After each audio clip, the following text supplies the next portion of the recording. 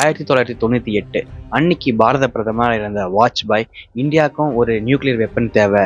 உலக நாடுகள்ல 5 நாடுகள் மட்டும் தான் நியூக்ளியர் வெப்பன்ஸ் வச்சிருந்தாங்க. அமெரிக்கா, ரஷ்யா, சீனா, பிரான்சிஸ், யுனைடெட் ஸ்டேட்ஸ். அந்த 5 பேர் எங்களை தவிர வேற யாரும் நியூக்ளியர் வெப்பன் யூஸ் பண்ணக்கூடாது, நீங்க யாரும் இதை பயன்படுத்தக்கூடாது ஒரு ரூல் மாதிரி பண்ணிட்டு இருந்தாங்க. 5 நாடுகள் மட்டுமே தான் நியூக்ளியர் வெப்பன்ஸ் வச்சிருந்தாங்க. இந்தியா தன்னைத்தானே பாதுகாத்து கொள்றதுக்காக மட்டும், யாரையும் ஆதிக்க செலுத்துறதுக்காக கிடையாது. உலக நாடுகளுக்கு தெரியாம நம்ம பண்ணணும். ஏன்னா அமெரிக்காவுடைய சேட்டலைட் உலகத்தையே கண்காணிச்சிட்டு இருக்கு. இது நம்ம வெளி உலகத்தையும் தெரியாம பண்ணணும். ஈஸியா பண்ணிடவும் முடியாது. ஏன்னா எல்லா நாட்டிலுமே ஸ்பை இருப்பாங்க. அப்போ இந்தியால நம்பகத்தன்மையா இருக்கிறவங்க கிட்ட தான் அந்த பொறுப்பை ஒப்படைக்கணும். இது ஒரு பெரிய பொறுப்பு. நம்ம சொல்றது சாதாரணமா இருக்கு, ஆனா இது பிக் ப்ராசஸ் இல்லையா? அப்படி வாஜ்பாய் தேடி போன ஒரு சயின்டிஸ்ட் தான் அவுல் பகீர் ஜைனுலாபுதீன் அப்துல் கலாம்.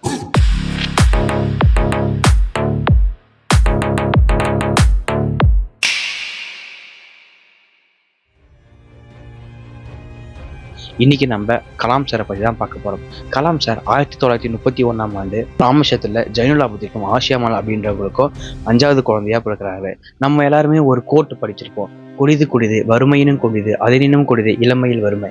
எஸ், அஃப்கோர்ஸ் நம்ம எல்லாருமே கேள்விப்பட்ட மாதிரி அப்துல் கலாம் சார் சின்ன வயசுல அவர் பள்ளி படிப்பை தொடர்வதற்காக அவர் நியூஸ் பேப்பர் போடுற வேண்டிய அவசியம் ஏற்பட்டது. அதே மாதிரி காலையில நியூஸ் பேப்பர் போட்டு ஸ்கூலுக்கு போவார். அவருடைய ஸ்கூல் சார் ஒருத்தர் பறவையை காட்டி பறவை எப்படி பறக்குது அப்படின்ற ஒரு லெசன் எடுத்ததுனால தான் அவருக்கு ஊர் மனசுல உண்டான ஒரு கேள்வி, அதே மாதிரி மனுஷங்களும் பறக்க முடியுமா அப்படின்ற அவருடைய மனசுல அந்த எழுந்த கேள்விதான் அவரை பின்னால பைலட் ஆஃபீஸர் ஆகணும் அப்படின்ற ஒரு ஆசையை தூண்டிச்சு. பள்ளி படிப்பு படிக்கும் போதே கலாம் சாருக்கு மேக்ஸ்லயும் சயின்ஸ்ல ரொம்ப ஆர்வம். அதுக்கேற்ற மாதிரி ஸ்கூல் படிப்பை முடிச்சுட்டு அவர் பிஎஸ்சி பிசிக்ஸ் திருச்சியில இருக்கிற சென்ட் ஜோசப் காலேஜ்ல பிஎஸ்சி பிசிக்ஸ் சேர்ந்து படிச்சாரு. அந்த படிப்பை முடிச்சதுக்கு அப்புறம் இல்ல நம்ம பறக்கணும், இந்த படிப்பு மட்டும் போதாது, நம்ம ஏரோநாட்டிக்கல் இன்ஜினியரிங் படிக்கணும்னு சொல்றாங்க. ஏரோநாட்டிக்கல் இன்ஜினியரிங் எங்க படிக்கணும்னா குரோம்பேட்டையில் இருக்கிற Madras Institute of Technology MIT தான் நம்ம அங்கதான் ஏரோநாட்டிக்கல் இன்ஜினியரிங் சொல்லி தருவாங்க அப்படின்ட்டு அவர் சேர்ந்த இடம் தான் இங்க MIT. இந்த MITல சேர்ந்து படிக்கிற ஹாஸ்டல்ல தங்கி படிக்கிறாரு. அவர் எப்படின்னா அவர் ஒரு இஸ்லாமியர், அவருக்கு ஸ்காலர்ஷிப் வரும். அந்த ஸ்காலர்ஷிப்பை சேவ் பண்ணணும். அப்போ இருக்கிற ஒரே ஒரு ஐடியா நான் வெஜிடேரியன்ல இருந்து வெஜிடேரியனா மாறணும். ஓகேங்களா? அப்போ இதை அவர் ஸ்காலர்ஷிப்பை சேவ் பண்றதுக்காக அவர் வெஜிடேரியனா மாறுறாரு. அந்த நாள்ல இருந்து அவர் இருக்கிற வரையுமே அவர் வெஜிடேரியனா இருந்திருக்காரு. ஓகேங்களா?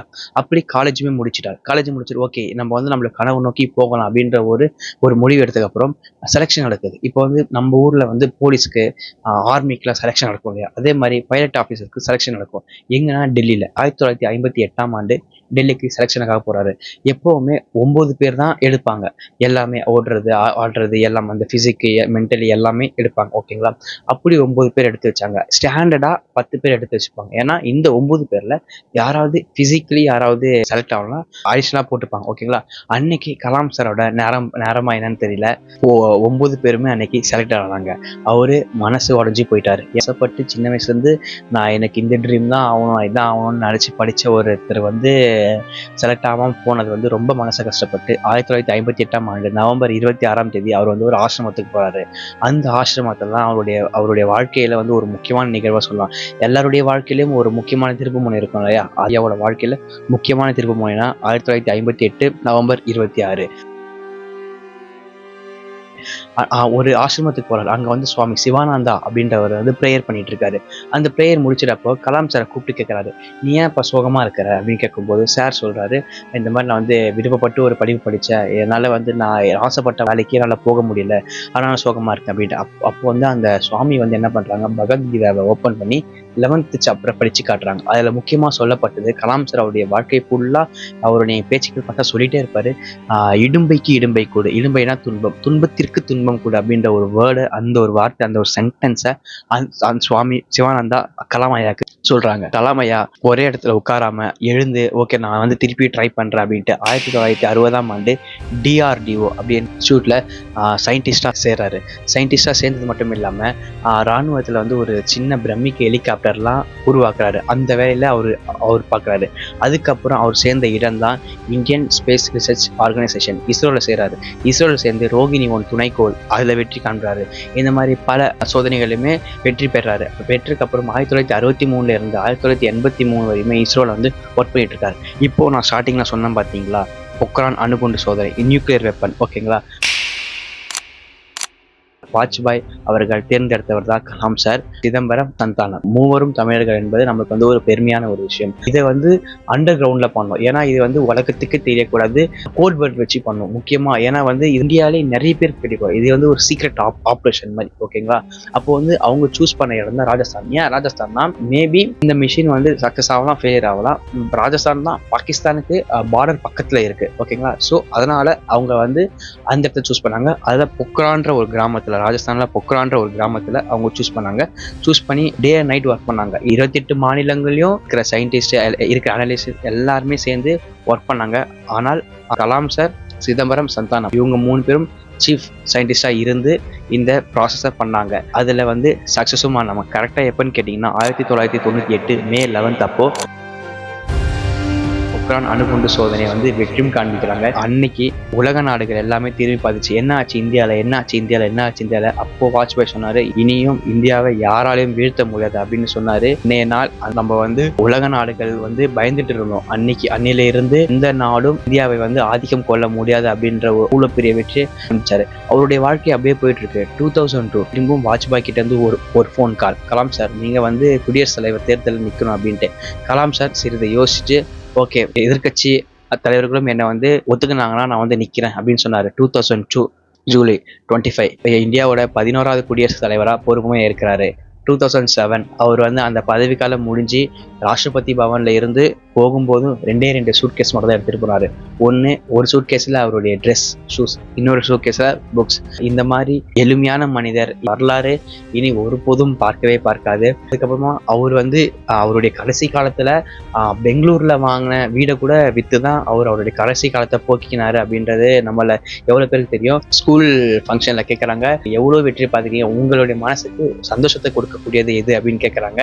அவர் வந்து சொல்றாரு, அவர் நினைச்சிருந்தாருன்னா எதை வேணா சொல்லியிருக்கலாம். ஆனா அவர் சொன்னது என்ன, போலியோவால் பாதிக்கப்பட்ட மாணவர்கள் 3 கிலோ எடையை சுமக்கிறோம். ஓகேங்களா, அதை வந்து ஃப்ரெண்டு ஒருத்தரோட ஐடியா படி அது வந்து 3 கிலோவா இருக்கும். ஏவுகணை தயாரிக்கிறதுக்கு லைட் மெட்டீரியல் வச்சிருப்பாங்க, அது வந்து ஃப்ளோன்னு சொல்லுவாங்க, ஃப்ளோ ரியாக்ஷன் ஆத்தரைஸ். அது வந்து என்னன்னா லைட் மெட்டீரியல்னு சொல்லுவாங்க. ஓகேங்களா, அந்த லைட் மெட்டீரியலை பயன்படுத்தி 3 கிலோ இருந்ததை 300 கிராமா குறைச்சி அந்த குழந்தைங்க வந்து அதை போட்டுக்கிறது, ஓடி வர்றதும், ஆடுறதும், நடக்கிறதும், அது அவங்களுடைய கஷ்டத்தை போச்சுல்ல. அதுதான் என்னுடைய வாழ்க்கையில நான் ரொம்பவுமே ஆனந்தமா இருந்த தருணம், எனக்கு அதுதான் மகிழ்ச்சி தரக்கூடிய விஷயமும் சொல்றாரு. ஒரு ஃபங்க்ஷன்ல ஒரு மாணவி வந்து கலாம் சார் கிட்ட கேட்குறாங்க, ஏவுகணை வந்து அமெரிக்காவை தாக்குமா அப்படின்னு கேட்கும்போது அவர் என்ன சொல்றாருன்னா, நம்ம யாருக்கும் எதிரி கிடையாது, எல்லா நாட்டவர் கூட நம்ம வந்து நல்ல உறவுல தான் இருக்கோம், எல்லாருக்கூடயும் நட்பு விகிதத்துல இருக்கோம். ஆனா உலக நாடுகள் ஒன்றிணைந்து இந்தியாவை எதிர்த்து வந்தாலும் அவர்களை 7 நாட்கள் தொடர்ந்து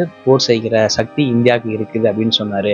கலாம் சார் நிறைய விருதுகள் பெற்றிருக்காங்க. உதாரணத்துக்கு 1981 பத்மபூஷன், 90ல வந்து பாரத் ரத்னா, 1997 தேசிய ஒருங்கிணைப்புக்காக இந்திரா காந்தி விருது, 2000 ராமானுஜர் விருது, வீர சாவர்கர் விருது, 2007 கிங் சார்லஸ் 2 பட்டம், கௌரவ டாக்டர் பட்டம், 2012 சவரா சம்ஸ்கிருதா புரஸ்கார் விருதா இருக்கட்டும், அறிவியல் டாக்டர் பட்டம், கௌரவ டாக்டர் பட்டம் அண்ட் சட்ட ஒழுங்கு டாக்டர் பட்டம், இந்த மாதிரி எக்கச்சக்கமான விருதுகளும் கலாம் சார் வந்து பெற்றிருக்காரு. அவர் பெற்ற விருதுகள் போலவே அவர் வந்து அவ்வளவு புத்தகங்களும் எழுதியிருக்காரு. Agni Siragugal, wings of fire அப்படின்னு வந்து மொழிபெயர்ச்சிருக்காங்க. அதுக்கப்புறம் டேர்னிங் பாயிண்ட்ஸா இருக்கட்டும், மிஷன் இந்தியாவா இருக்கட்டும், அந்த இன்ஸ்பைரிங் தாட்ஸா இருக்கட்டும், எழுச்சி தீபங்கள், அப்புறம் பிறந்தது ஒரு குழந்தை, அதுக்கப்புறமா வைலிங் சோல்ஸ், இந்த மாதிரி வந்து படிச்சோம்னா நம்மளுடைய வாழ்க்கையை அடுத்த நிலைக்கு கொண்டு போற அந்த உணர்வுல தான் எழுதியிருக்காங்க. கலாம் சார் வந்து யாதும் ஊரே யாவரும் கேளீர் அப்படின்ற ஒரு சங்க முழக்கத்தை வந்து உலக அரங்கில சொன்ன ஒரு ஒப்பற்ற தலைவர் அவர் தான். இப்படியே போயிட்டு இருந்த அவர் வாழ்க்கையில வந்து எதிர்பாராதது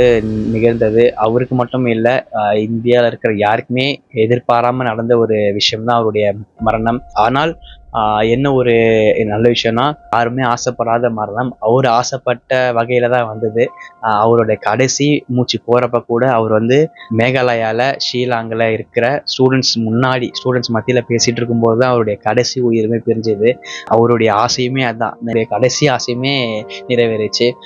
இந்த மாதிரி ஒப்பற்ற தலைவரை தன்னுடைய சிந்தனையால, தன்னுடைய செயல்பாடால, தன்னுடைய படைப்புகளால, அவர் புக்ஸ் சொல்றேன், தன்னுடைய படைப்புகளால ஒரு தனி மனித வாழ்க்கையிலையும் சரி, நாட்டையுமே சரி அடுத்த நிலையை கொண்டு போற ஒரு மனுஷன் யாருன்னா அது கலாம் சாரால் மட்டுமே தான் முடியும்.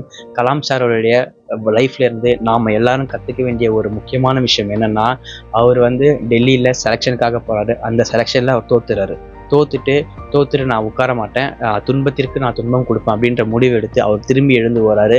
நீங்க ஒரு நல்லா யோசிச்சு பாருங்க, கலாம் சார் மட்டும் அன்னைக்கு அந்த செலெக்ஷன்ல செலக்ட் ஆகி போயிருந்தாருன்னா, கலாம் சார் மாதிரி ஒரு நல்ல மனிதர், ஒரு சயின்டிஸ்ட் இன்னைக்கு நியூக்ளியர் வெப்பன் இந்தியாவுக்கு கிடைச்சிருக்குமா? இந்த மாதிரி எக்கச்சக்க கேள்விகள் இருக்கு. ஓகேங்களா? அன்னைக்கு அவர் செலக்ட் ஆகாம போனதால தான் அப்துல் கலாம்ன்ற ஒரு மாபெரும் மனிதர் நம்மளுக்கு கிடைச்சிருக்காரு. அவருடைய வாழ்க்கையிலிருந்து நம்ம என்ன தெரிஞ்சிருக்கோம்னா, தோக்குறதும் நம்ம நினைச்சதை விட ஜெயிக்கிறதுக்கு ஒரு வாய்ப்பு தரும் அப்படின்றத அவருடைய வாழ்க்கையிலிருந்து நம்ம வந்து புரிஞ்சிக்க வேண்டிய ஒரு விஷயம். எல்லாருமே சொல்றாங்க ரூபாய் நோட்ல வந்து அப்துல் கலாம் போட்டோ வரணும், அஞ்சல்ல வந்து அப்துல் கலாமோட பேர் வரணும், ஸ்டாம்ப்ல அவரோட பேர் வரணும்னு சொல்றாங்க.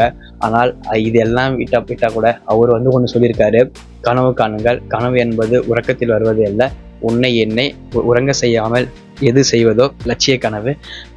அப்துல் கலாம் சார், இன்னைக்கு நீங்க எங்க கூட இல்லை, ஆனா இன்னைக்கு உங்ககிட்ட நான் ஒன்னே ஒன்று மட்டும் சொல்லிக்க ஆசைப்படுறேன், பிறந்ததற்கு நன்றி.